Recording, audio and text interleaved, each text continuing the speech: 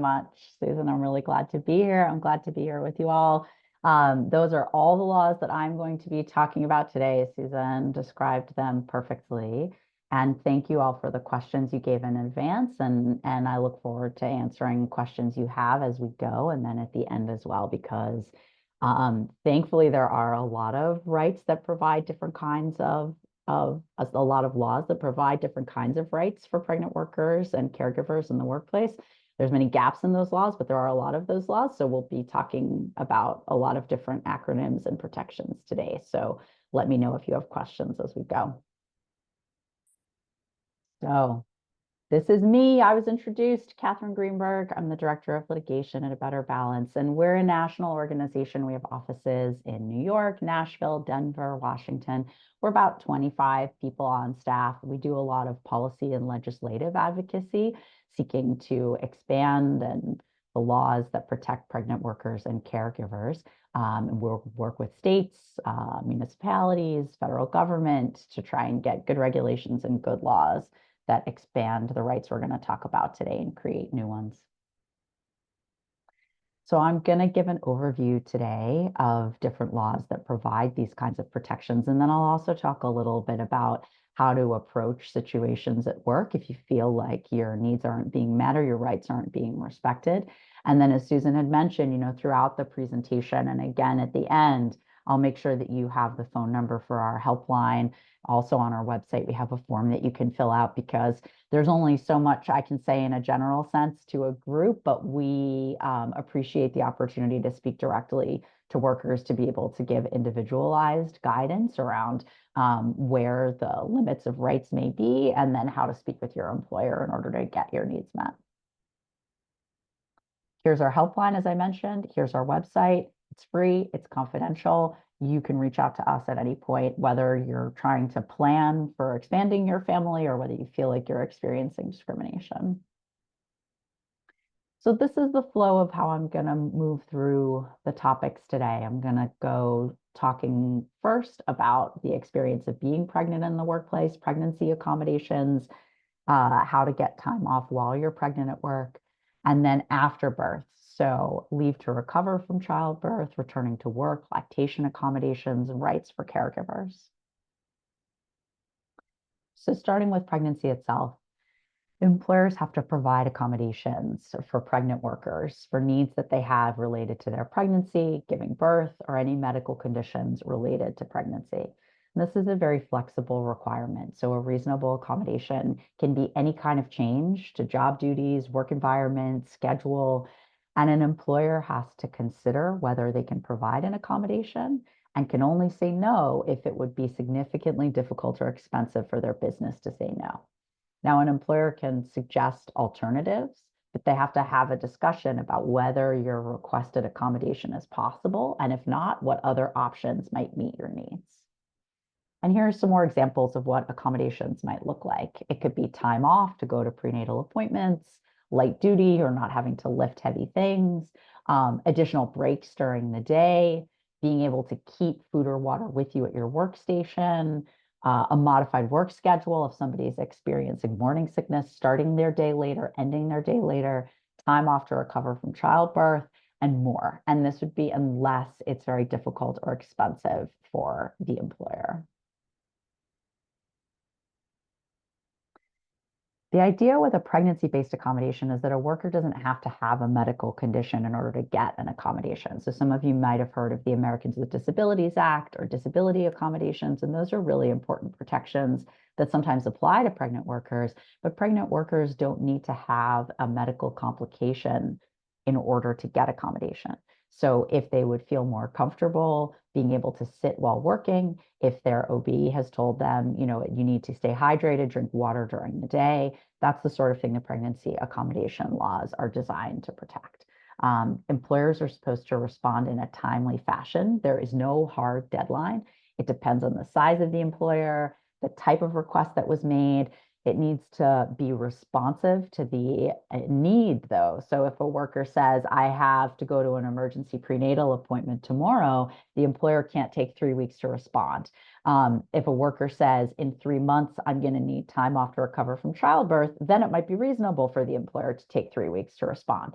So it really depends on what the person is requesting, when they need it by, is it an emergency, and how fast can the employer move. But no matter what, the employer has to have a discussion. And in New York City, this is required by law. It's called the cooperative dialogue. If an employer just doesn't respond at all, which we hear about sometimes, that in itself breaks the law. Whether or not your accommodation would have worked out, just not responding is a violation of the law. And it also violates the law if an employer retaliates against a worker for asking for an accommodation or using an accommodation. Retaliation can look like cutting somebody's hours. It can look like writing somebody up for being absent if the employer knew they were absent for a prenatal appointment. It can look like taking somebody off of big, higher earning projects, even if it's coming from a place of benevolence, where the employer thinks, oh, it'll be better for the pregnant worker not to have a challenging assignment. That's not a decision the employer gets to make. So those all can be forms of retaliation. In requesting an accommodation, there's no magic words that you have to use. On our website, we have a sample letter that workers can use and customize to help request accommodations. It has information about the law and rights, and then you can use it as a basis to formulate your own request. The most important components of it are that you have to explain that you have some sort of limitation or need that is related to pregnancy. It's helpful to have ideas for how you can be accommodated, but it's also on your employer to come up with suggestions for ways that your need can be met. If you don't get a response, we would recommend putting your request in writing. And if there is HR personnel, to send it to them, because sometimes an individual manager is not paying attention to their obligations under the law. So I have a question here. What if an employer refuses to respond to a request in writing? So in New York City, as part of the cooperative dialogue, you have the right to a written determination on your accommodation request. Whether it's granted or denied, you have the right to a written response. Elsewhere in the country, that right does not exist, but in New York City, it does. So if you're getting no response, including no written response, that could be a violation of the law as well. And also if you're not getting accommodated, that's an additional problem. So shifting a bit to other kinds of laws that provide protections during pregnancy, the New York City and New York State have paid sick time laws where workers earn paid sick time as they work. You earn 1 hour for every 30 hours worked, and depending on the size of your employer, you can earn up to a cap of 40, or for larger employers, 56 hours per year. It's paid except for the smallest of employers, and this time off is job protected. Now, this time can be used for a wide variety of uses, but that includes receiving medical care, including prenatal care, or accompanying a loved one to an appointment, to a prenatal appointment or another pregnancy-related appointment. So, this time is often not enough for many people, especially there's a lot of appointments during pregnancy, and a worker can quickly run through their 40 or 56 hours, but that bank of time should be there for all New York City workers. There's also, as of January 1st of this year, an additional bank of 20 hours of paid job protected time that all workers in New York State have to use for pregnancy-related health care.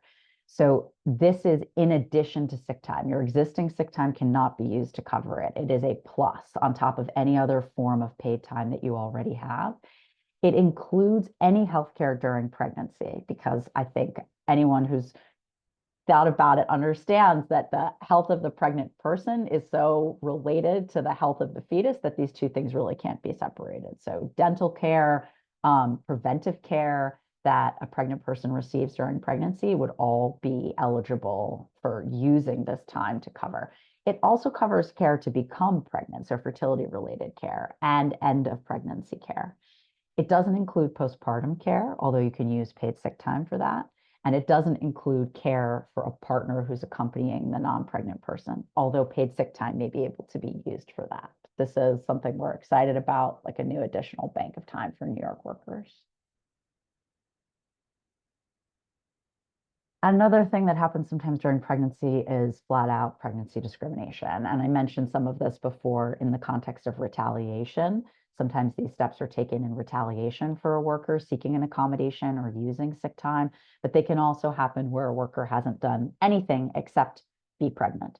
And as I mentioned before, sometimes employers are acting because they have negative stereotypes or animus against pregnant workers. Sometimes employers are acting because they think they know what's in the best interest of the pregnant worker and they're trying to protect or help them. But either way, it is illegal for an employer to cut a worker's hours because they are pregnant, even if they think it's a good idea, or to treat a worker differently in any way just because the worker is pregnant. Also, workers can't be harassed, and an employer can't allow coworkers to harass a worker because they are pregnant. So generally, workers have the right to keep doing their job as long as they can, and retaliation, discrimination is illegal. If somebody complains saying, I feel like I'm being treated differently because I'm pregnant, and then they get fired, that's retaliation for reporting discrimination. And that also is prohibited by the anti-discrimination, anti-retaliation laws. I see a question here about whether this applies to independent contractors. So that's a great question. Some of these rights do apply to independent contractors. For example, the right to accommodations in New York City, independent contractors have that right as well. Paid sick time, independent contractors don't have the right to paid sick time. So for each of the laws that I'm talking about today, if you have questions about whether they would apply to you, you can take a look. You can ask in the chat. You can also, or in the Q&A, you can take a look at our website because we have a lot of fact sheets on these different laws that often address those questions, or you can call us. Some of these laws apply to both private and public, so city or state employees. Some of them only apply to private employees. So there's some distinctions there. Some of those are noted in the slides, but if you have any questions about eligibility generally, you can put that in the Q&A and I'll answer if I know, or you can take a look at our website or give us a call as well.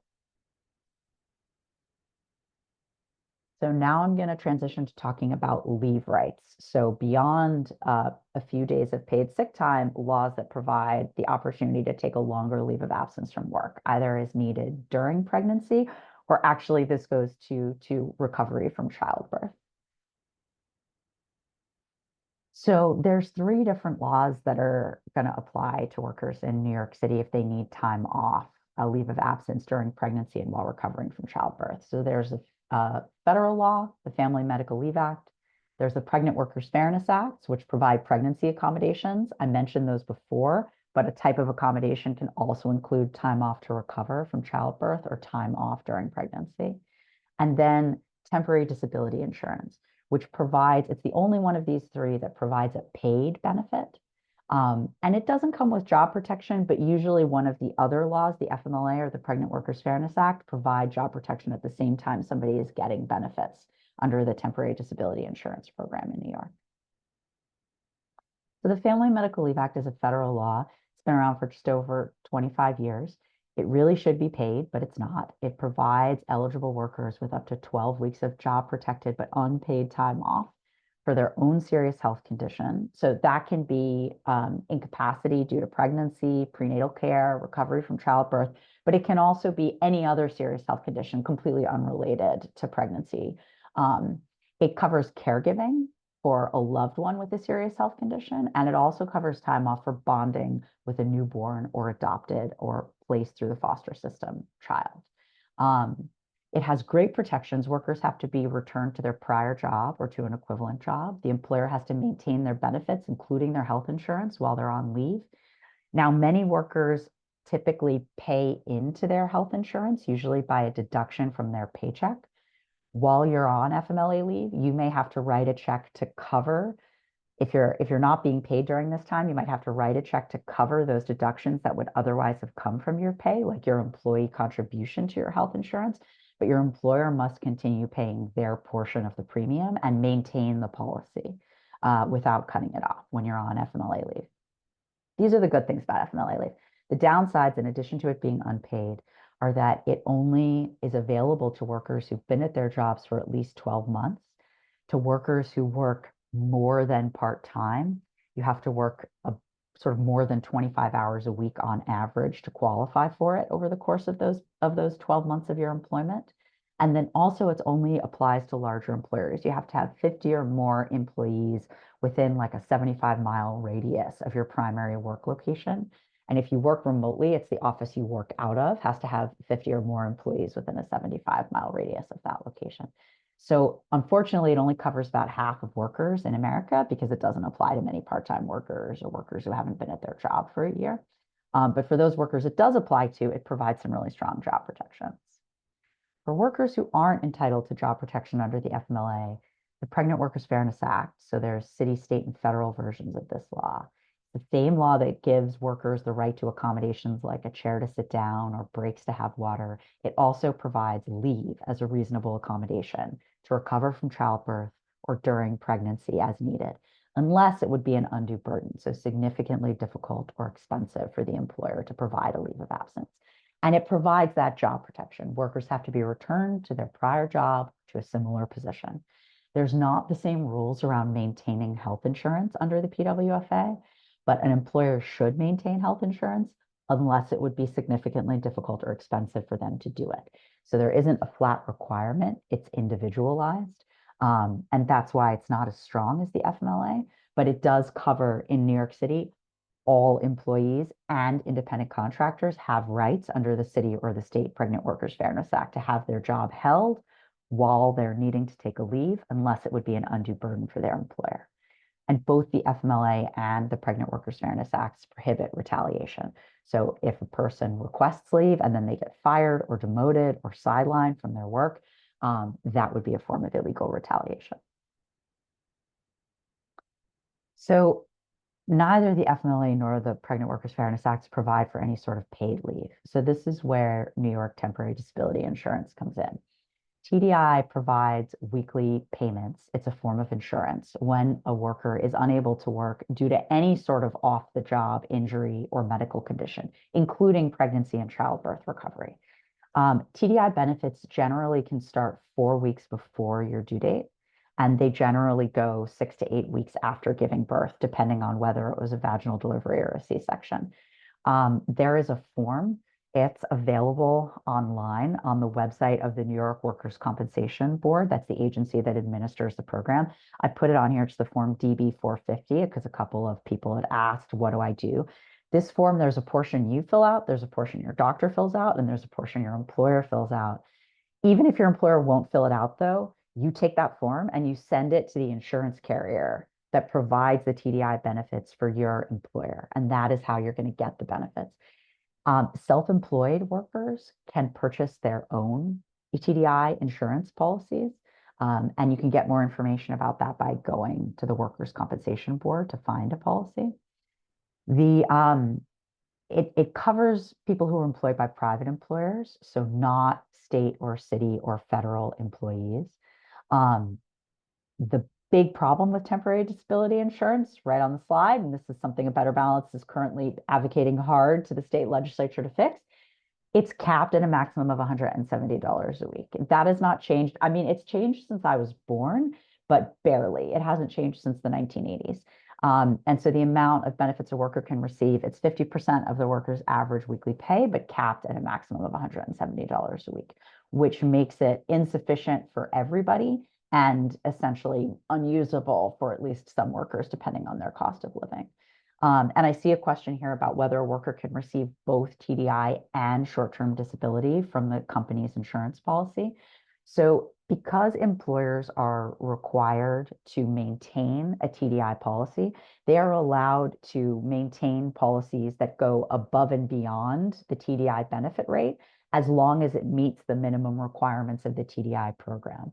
So it is possible, but very rare, that you would have access to both TDI and an additional private policy through your employer. Probably the TDI is subsumed in the private policy that your employer carries.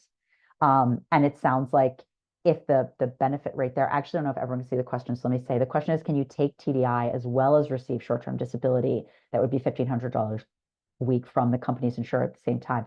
Generally, the answer is going to be no.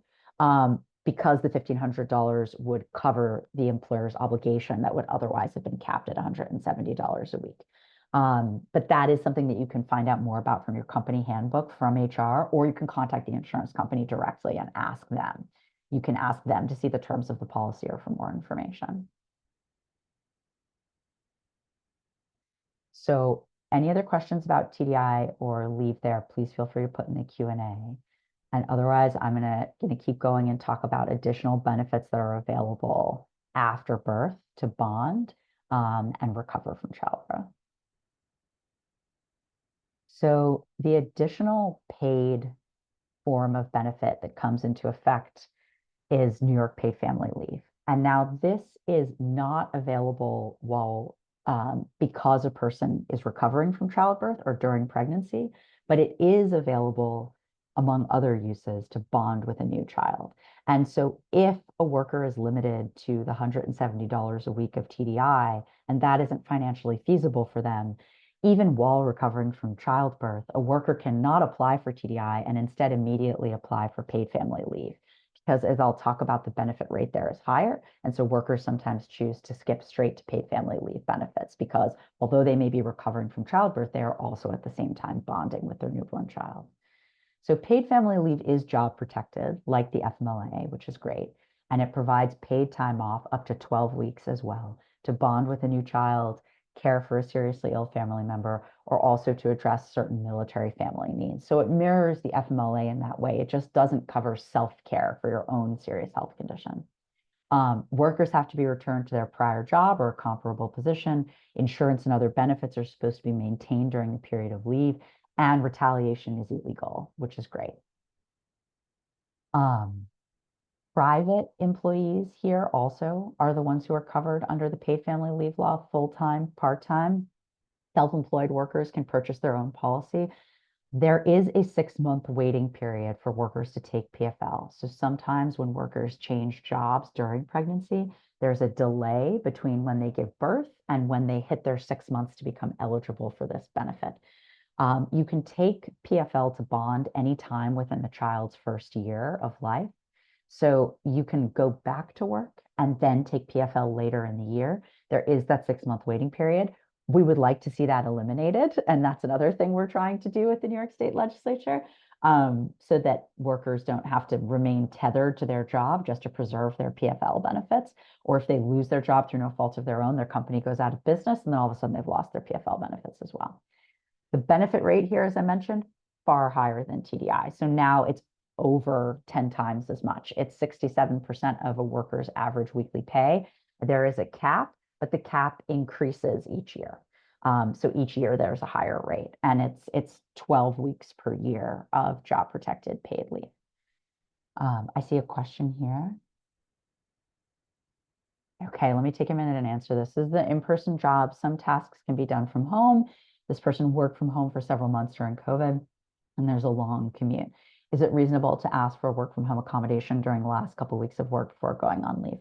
So let me just tell you, anything you need is reasonable, and you have little to lose by asking. Work from home, remote work, telework, whatever it's called, is a frequent type of accommodation that is sought and often a kind of accommodation that needs to be provided. And the fact that so many people were able to successfully do their jobs remotely during COVID or since is making it easier for employees to prove that it's not an undue hardship on their employer to have somebody working remotely as an accommodation. So I definitely think that you should make this ask. Your employer may ask for a doctor's note, and for a work from home accommodation, they can seek a doctor's note. So it might be helpful for you in advance to talk with the medical provider to say, could you write me a note recommending that I work from home for my final month before my due date, so that you can provide that to your employer alongside making the request. If for some reason your employer thinks it would be an undue burden, they're going to have to tell you that. They're going to have to engage in a dialogue with you and say, well, there's this one task that you do that we think is going to be really hard to do remotely. Are you open to coming in once a week during this time period, or training somebody else up to do that task? So this is a conversation that I think you should absolutely open, and see where it goes. It's a common request, and I think it's totally reasonable. And the next question. So unfortunately, this person was laid off 8 weeks before their due date. They're keeping you on until your C-section so you can get disability benefits. So unfortunately, the paid family leave, you would lose eligibility as soon as your employment ends. So it depends what date your employer is going to list on that application as your final date of work.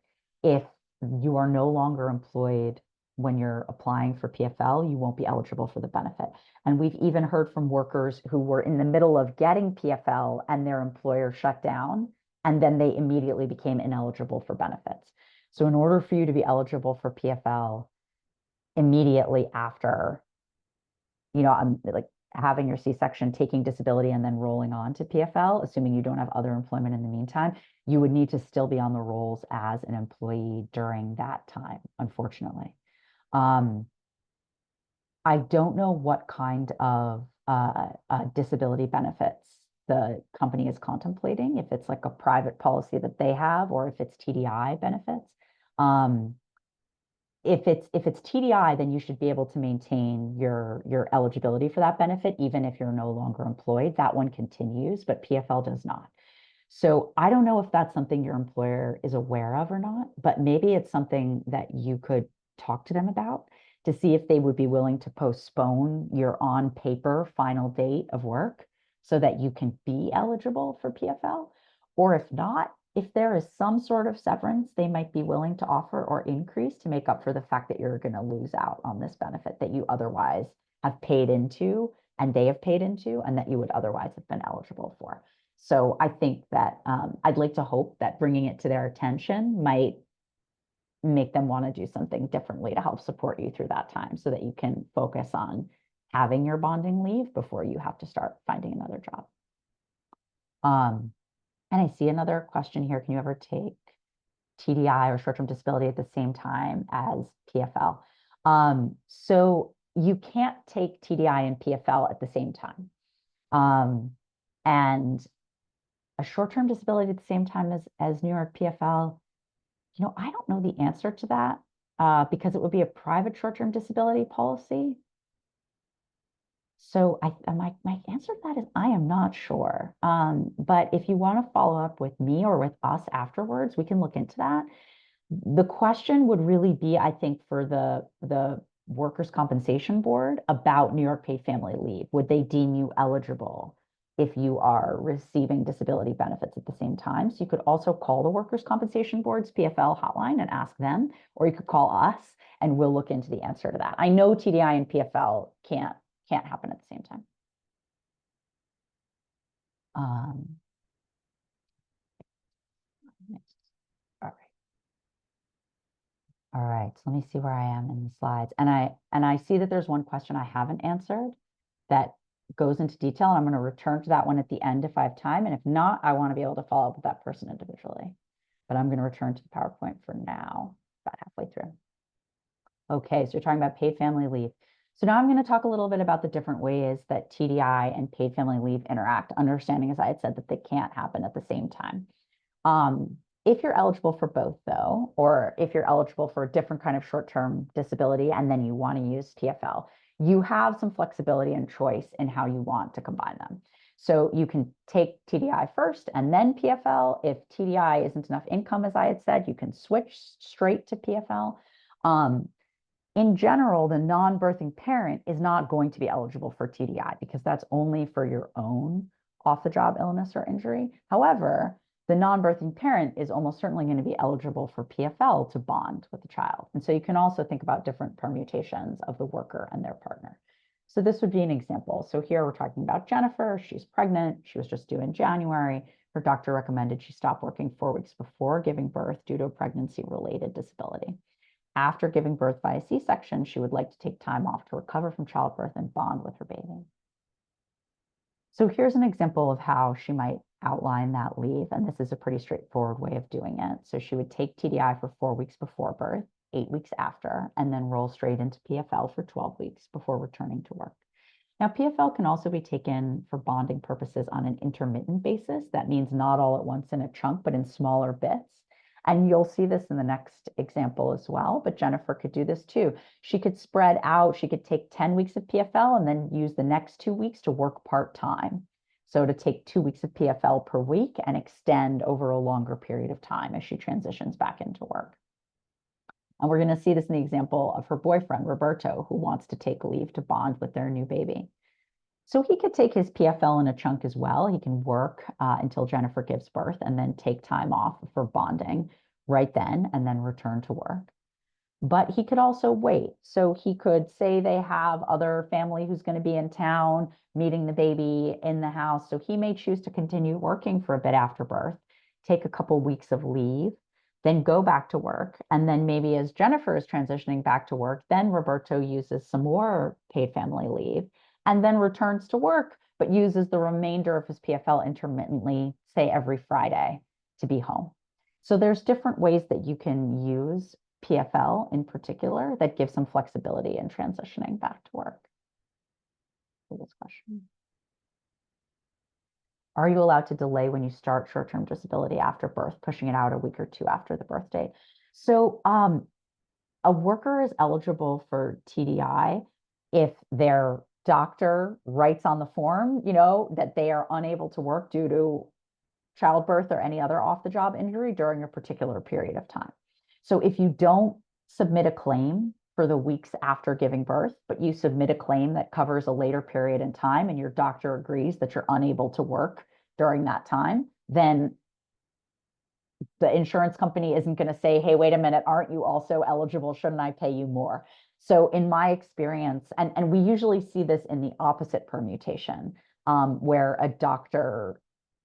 a worker feels they're not able to work during a particular period of time, but their doctor won't say that on the form. Sometimes if somebody switches doctors, say like they give birth, but they're not able to get back to that doctor and they go see another doctor and that doctor says, yes, I can say you're not able to work, but I wasn't there when you gave birth, so I won't put that date on the form.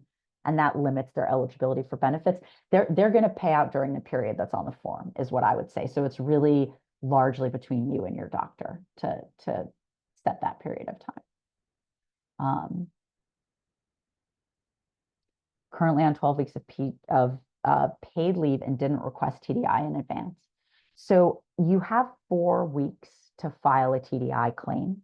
Generally, unless there's some reason why, because of like language access issues or you were given fraudulent or misleading information, unless you have a reason like that why you didn't apply sooner, you generally can only apply for TDI within 4 weeks of the date you want the benefits to have started. So I don't know where you're at in your leave. You may be able to go back and capture some period of time, but it also depends what kind of paid leave you're on, the type of paid leave you're on. If it's paid by your employer, they may actually have submitted some kind of disability claim on your behalf and be recouping those benefits to compensate for part of what they're paying you. So you may actually your employer may be receiving disability benefits on your behalf, and that is technically part of what they are paying you. So I would encourage you to if you're getting those benefits from your employer, I would encourage you to talk to them to try and suss out what's happening there and see if there's additional benefits you might be eligible for. Okay, so this next question is a really great question. These are all great questions. It's a great question that ties together some of the things we've been talking about. So I plan to take 6 weeks of TDI followed by 12 weeks of New York PFL. Can my employer retaliate if I have a C-section and become eligible for 8 weeks of TDI? So paid family leave time, the paid family leave law protects you from retaliation. So if your employer retaliates against you because of your need for paid family leave, your taking of paid family leave, you have protections. The TDI law does not have protections against retaliation, but there are other laws we have talked about, like the FMLA and the pregnancy accommodation laws that entitle you to time off 6 weeks or 8 weeks if you have a C-section without retaliation.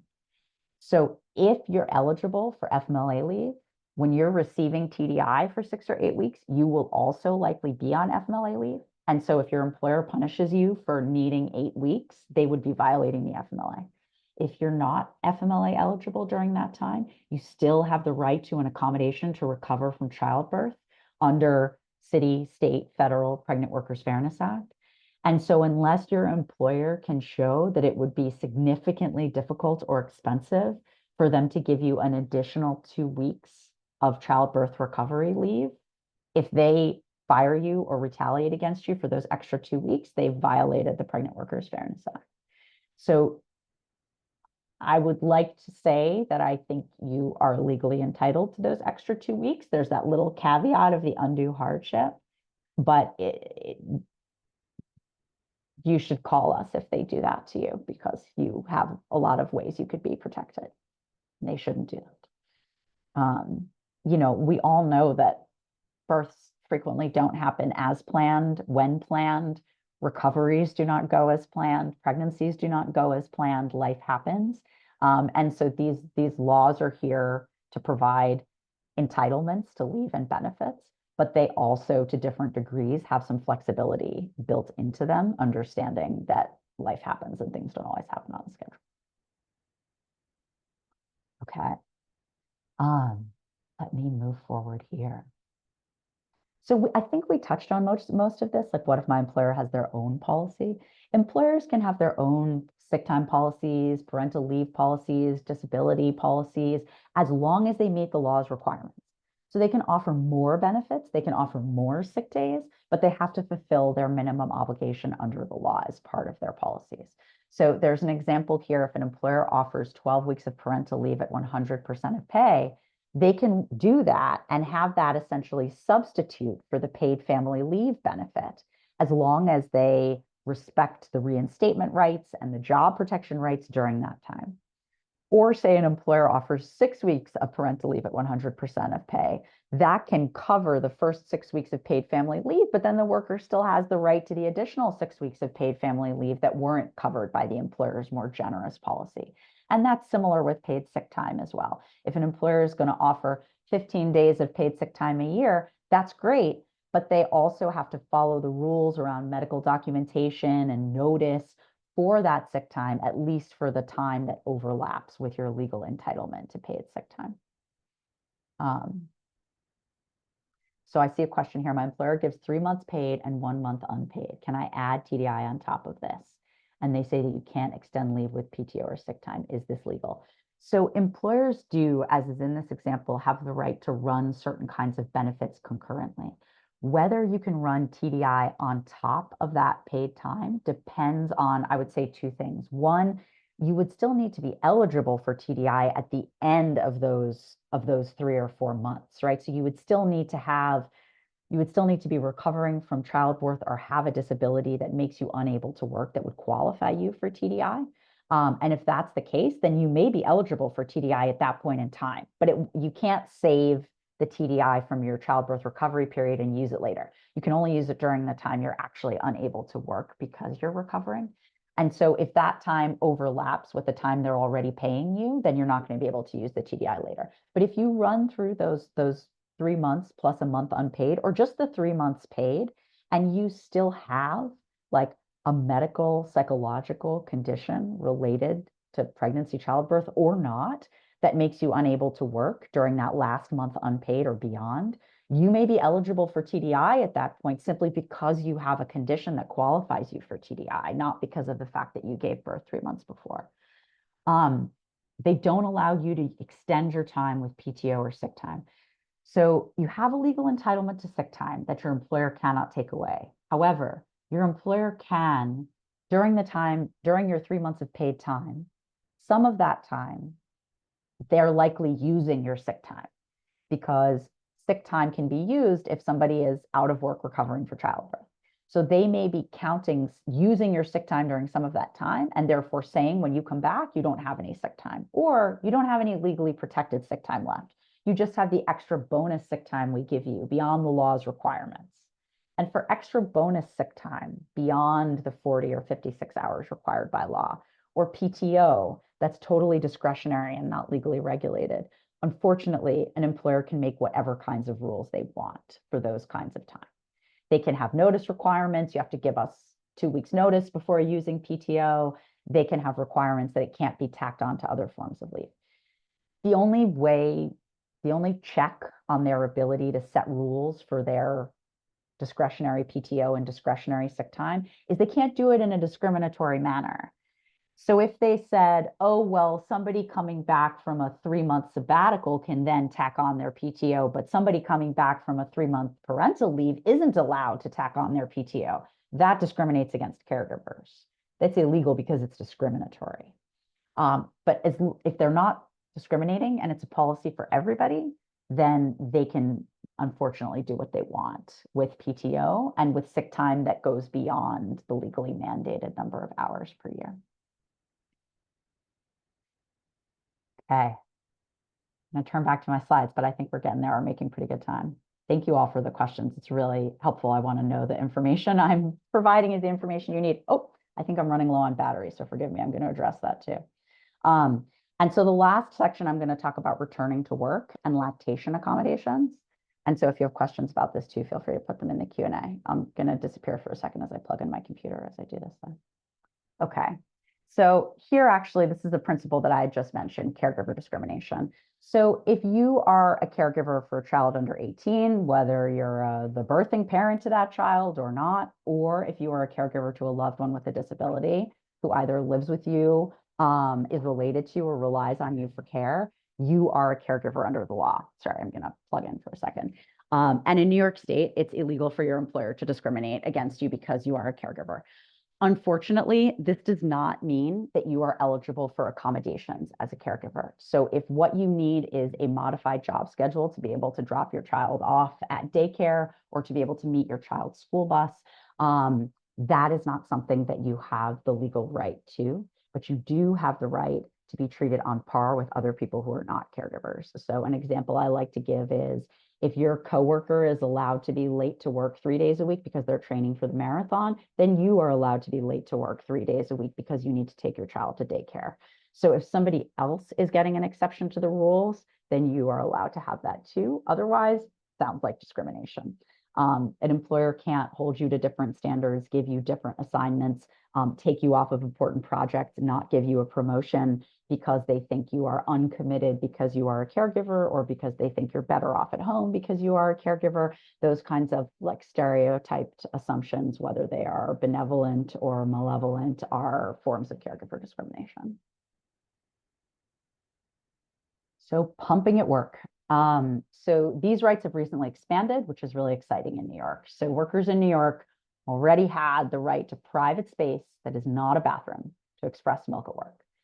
The space must include an electrical outlet if the workplace has electricity, a chair, and a flat surface that's sizable enough to put a pump on. It has to have good lighting, natural or artificial. It needs to have proximity to accessible clean water. It doesn't say a sink, it doesn't say, but accessible clean water.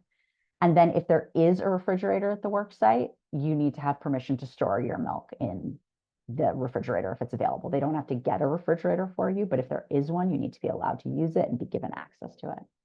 So this is the right to space. You also have the right to time to express milk. So you have the right to reasonable break time to express milk. And in New York, it's for up to 3 years following childbirth. At the federal level, it's just 1 year. In New York, it's 3. Reasonable means the time you need, your body needs on your body schedule, not during your pre-planned break, not for just 20 minutes because that's all we can spare you for, the time you need on your schedule. There is no exception. There is no undue hardship backstop. This is your right to the time you need when you need it. And now in New York, starting this year, the first 30 minutes of each lactation break must be paid. And this is in addition to your existing lunch and paid breaks. So you can choose to use some of your lunch or paid breaks to, if you need more than 30 minutes to pump, you can choose to add some of that time, but your employer can't say, oh, well, just use your lunch for that. So no, it's in addition. Each time you need to pump, you get 30 minutes of paid break time. If you need more than 30 minutes, the rest of that time is unpaid unless you're using lunch or existing paid breaks. But this is however many times during a work shift it is needed. So now I was just going to talk a little bit about some of the tips that we give folks for how to advocate for themselves at work. So a lot of times it's intimidating to start a conversation with an employer, Or you may have asked your supervisor and they said, oh, I'm not so sure we can do that. And now you feel a bit stuck. Like, who am I supposed to talk to? And what does this mean? And what are they willing to do? So I think these are the things that we've generally found helpful. I mean, we speak to thousands of workers on our helpline across the country, things, and we follow up to say, like, how did it go? What happened? Did you get what you needed? And so, thinking about the things that have been helpful for them. So first is what you're already doing. You're here, you're learning, you're doing your homework, you're figuring out what your rights are so that you can go in with a sense of confidence around what are the limits, but also what is the basis for what you're asking for and what you're entitled to. So you also want to think about a plan, like what's my best case scenario? What's my fallback position? What's my timeline? What's my approach going to be here that I think is going to help me clearly express what I need? If you're having a verbal conversation with somebody, take notes. Hopefully you won't need them, but maybe you will for any sort of purpose. Try to write down like who you're talking to, what you said, what they said. If you can't do it while you're talking, do it at the end. Write down whatever you remember. I'm looking over at my own, like, have a notebook. Just throw all your notes in there and then put it away in a drawer. You may never need it, but if you do, you have it. You can say, on February 13th, I spoke with Catherine. I told her that I needed time off and she said she would get back to me. That's a useful fact for you to have. If you have a union, talk to them. Sometimes they're helpful, sometimes they're not. Talk to them, see what they can do, see what they've seen before. They can answer your questions too about what other workers get, what's their understanding of how the policies work. If you're talking to your manager and they're saying no or they're ignoring you, think about how you can elevate the issue. Part of what HR is supposed to do at a company is protect the company. And part of that is making sure the company is following the law. They want to get the law right so that they don't get the company in trouble. They might not like what you're saying, but it's their job to pay attention to what are the rules and how do we make sure we're doing this legally. So it can help to elevate the issue. And you can also call us or talk to a lawyer to get an individualized sense of what are my rights and what are my options at any point in this process. So a little information here about how we help. So as I mentioned before, on our helpline, we answer a lot of questions around these topics, and I'll answer the 2 remaining questions too in the time that we have. So please reach out to us anytime. And these are the different ways to contact us. Call us.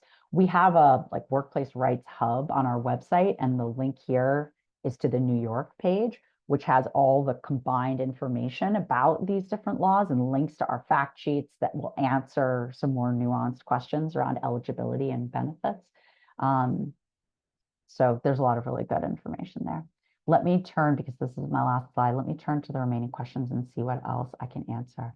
So the first one for a moment, independent contractor, real estate brokerage. Okay, so if someone who's an independent contractor, not yet announced their pregnancy, nervous to tell anyone, feel clear that it would lead to losing business. Okay.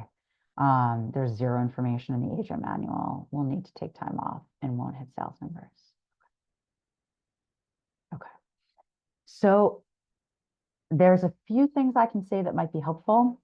And then there's going to be more nuance here, and some of it is going to be to wait to see what happens. So even as an independent contractor, you have the protection of the pregnancy discrimination laws and the pregnancy accommodation laws in New York City and New York State. So that means that you have the right to take time off that's pregnancy related and to not be punished for taking that time off. And that should include adjusting your quotas to account for the time you're taking off. Because giving somebody time off and then punishing them for not working during that time isn't really giving them the time off. That's retaliation. So, and there are clear protections against that kind of retaliation in the laws in New York State.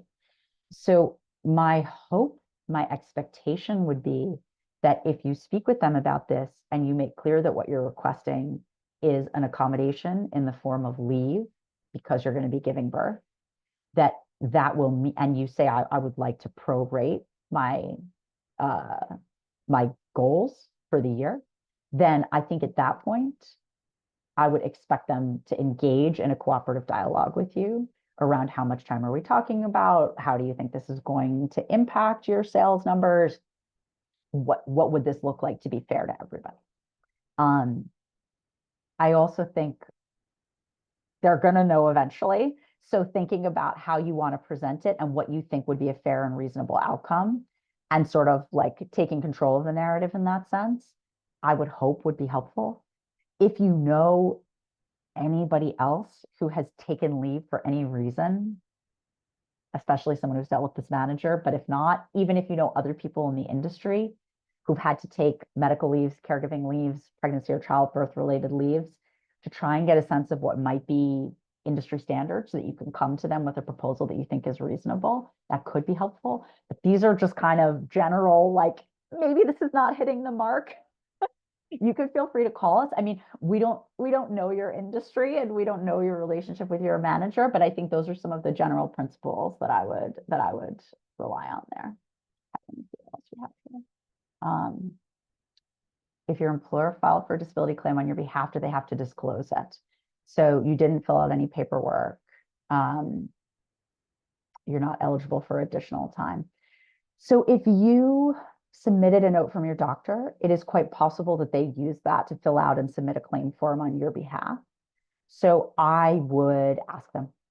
I would ask them. I would take a look at the handbook and see if it says anything about short-term disability. If they say that they have a policy, or like, I would look for hints that there might be one that they're using, but otherwise I would ask them. I would ask HR. HR is the place that has an obligation to keep personnel records confidential to a limited extent. So like, rather than a manager or supervisor, if possible, I would ask HR if that's an option. Okay, this person can call with more specifics. That's great. All right, how does FMLA interact with TDI, short-term disability, and PFL? Trying to get that one.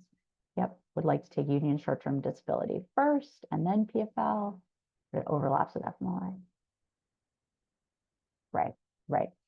Okay, so FMLA, your employer can count your time as FMLA time if you are taking leave for an FMLA qualifying reason. And the FMLA provides protections for a lot of things related to pregnancy, childbirth, and welcoming a child into the family. So time that you're using to go to prenatal appointments can be counted as FMLA time. Time leave that you take during pregnancy, because there may be periods you can't work during your pregnancy, can be counted as FMLA time. Leave that you take after giving birth to recover and bond is FMLA time. So you can't save your FMLA or hold your FMLA for later. Your employer is actually legally required to designate any time that's FMLA eligible as FMLA time. The idea there is also to give you the protections against retaliation, although many people would prefer to save the time. So, and it is the case that once your FMLA, well, PFL is a little different, but FMLA has that entitlement to having your insurance be continued. Whether you're receiving benefits under TDI or short-term disability or PFL, that usually is going to run concurrently at the same time as your FMLA. So FMLA is running in the background while you're receiving these other benefits on top of it. And I definitely understand that there will then come a time where you may get a COBRA notice, where your insurance may end and you will get the opportunity to elect to continue it through COBRA. Or if that is too expensive, then to purchase a separate policy for your family, or if you have any other family member in the household who has the option to get insurance through their work. You losing your insurance could be a qualifying event that could put you on their insurance. So that could be an option to think about if that might be available to you. But unfortunately, yeah, you don't control the timing of the FMLA. It's usually running in the background. Okay. Don't see open questions now, but we have 2 minutes. If anybody has any final questions, and if not, I will hand back to Susan. That's thank you for all that information. My brain is full. But can you talk a little bit more about benevolent discrimination? Sure, Because absolutely. it's one of those things that, wow, I really do think my employer's trying to help me out.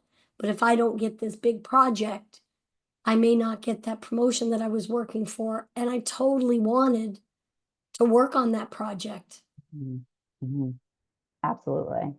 Yeah, let me speak to that, and then also I'll answer the last question that came in the Q&A. So I mean, benevolent discrimination is something that we unfortunately hear about in a lot of different contexts, and we hear about it for higher wage workers who are denied promotions or taken off of important client accounts or projects.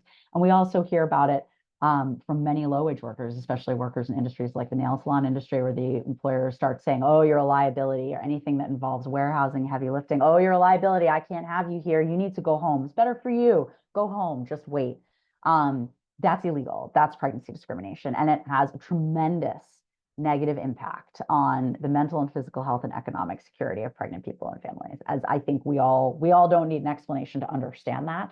But I think that in the minds of many people who haven't been in the shoes of a pregnant worker who needs their income for economic security, they have more difficulty understanding why that would be illegal. But it absolutely and unquestionably is. Um, Let me answer these two questions. The employer has a rule that if you leave the company within 6 months of returning after paid leave, you have to give back the salary from the paid leave. So if part of that salary is a legal benefit like paid family leave benefits, those you can't be made to pay back. But anything that's on top of that, anything that is a discretionary additional benefit the company is paying, they can condition terms on, like repayment, unless those terms are discriminatory. So if they have this rule for parental leave, but not for another form of paid leave, then that would be discriminatory. But if it would apply to any kind of paid benefit, then whatever is not the portion that that you're legally entitled to, they can require you to repay. Which, I mean, if you're finding yourself in that situation where you've returned and the workplace is untenable, or because of your own physical or mental health, it is not a place you can continue to be, I would recommend contacting us or contacting a lawyer to see if you can negotiate your way out of that repayment to just a separation on even terms. What does the rule mean for health insurance coverage right after giving birth when you started leave? So that is going to depend on whether you're on FMLA, which gives you an entitlement to continued benefits, or PFL, which gives you that entitlement to continued benefits, or the terms of your health insurance coverage. Some health insurance plans go by month. So if you work for any day in the month, your coverage continues for the whole month. Some insurance cuts off as soon as you're no longer being paid, like as of that day. It depends on the terms of the health insurance. I'm sorry, I don't have a better answer for that one. We'll do one more thing for us, Catherine. Yeah. I put in the chat the sample letters to give your employee. Oh, thank you. Can you go to the website and just, for somebody who's like, I know this is a great website, can you show us in one minute, like, here's where you need to go to navigate? Let me see if I know how to do that with my screen share. First, let me open the link. Let me stop that share, and then let me instead share this other screen. There we go. So now I think you can see my web browser, which shows this sample letter here that you can use to request an accommodation. And we also have a letter for employers that's a kind of, we call it know your obligations, like a dear employer, this law exists. This is what it means. You should really be following it. If you're looking for information to give your employer, you can also copy and paste. We tried to make it easy to copy and paste from these letters to grab the sections that apply to your situation to help you frame the kind of written request that you think is most likely to help explain to your employer what you need. You have no legal obligation to give your employer any information about the law. You don't even need to use the words accommodation.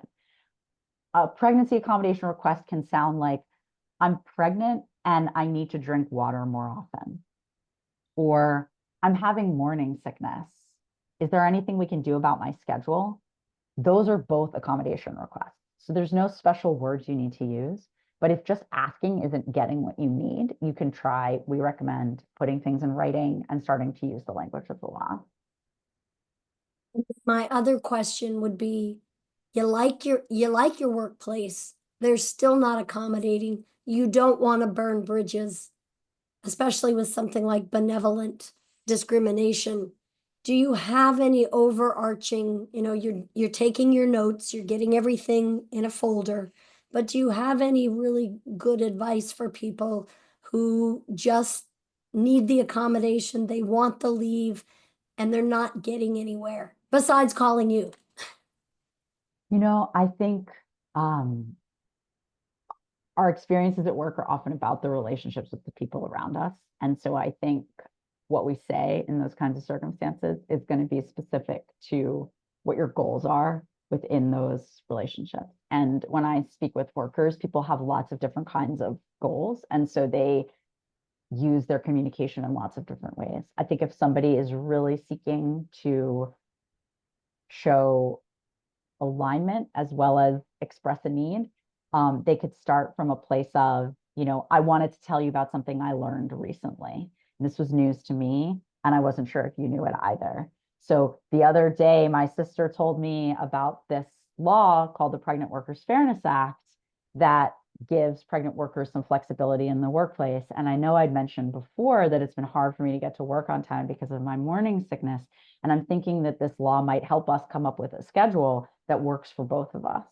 Would it be possible for me to come a little later and stay a little later on days where I'm really struggling? And what would be the best way for me to let you know when it is a day like that? So to try it, but I don't recommend doing it that way. I think it's just as good to slap it down and say, you told me I couldn't come in late, but I have the legal right to do that. Like, you're supposed to follow the law. What's going on here? There are 1,000 different ways to say it. And I think each person really needs to choose the way of saying it that feels most aligned with who they are and what their priorities are in the workplace. I think for us, it's about you should know what your rights are, and then your choice of how to assert that or what to do about it is completely up to you. That's great. I should have written all that down. Thank you so much, Catherine. Of course. Do you want to put, if it's not too much problem, put that slide back up? We'll send out your contact information so they can contact the Better Business Bureau, or excuse me, a Better Balance. And some anonymous attendee just said thank you to the organizers and presenters. I am grateful to have learned about a Better Balance. You guys are doing amazing work. And we appreciate you taking the time to give us this presentation, because I know you're trying to change laws. And so we really appreciate you telling us about those laws that you're trying to change for the better. So if I'll go ahead and post the recording. And if anybody has any other questions, you can contact a Better Balance at 1-833-NEED, NEED, a Better Balance. Thanks so much.